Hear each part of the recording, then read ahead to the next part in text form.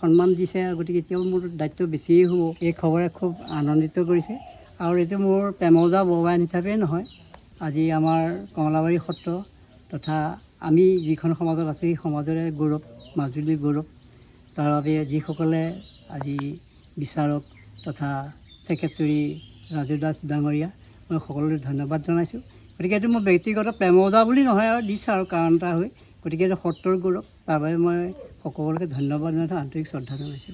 1962 চনতে সত্ৰ লাইছোঁ, তেতিয়াৰ পৰা ধৰক আমি গুণমালা ভটিমা শিকিছোঁ, তাৰপিছত বায়ানৰ শিক্ষা লৈছোঁ, তাৰপৰা শিকি এতিয়া ধৰক আজি 15 বছৰমানেই হৈছে, মই তাৰিখটো পাহৰিছোঁ বাৰু।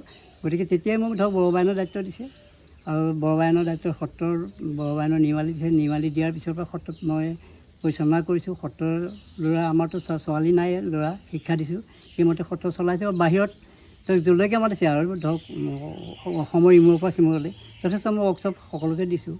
আজি পৰ্যন্ত এইখিনি কৰি আছোঁ আৰু কৰিও গাঁও ভালে থাকিলে কৰিয়ে থাকিব লাগিব। আৰু দুজনাগৰুৰ এই কৃষ্টি সংস্কৃতিৰ প্ৰচাৰ প্ৰসাৰৰ কাৰণে আমাক ধৰক এই সত্ৰত ৰাখিছে বা আমি আছোঁ।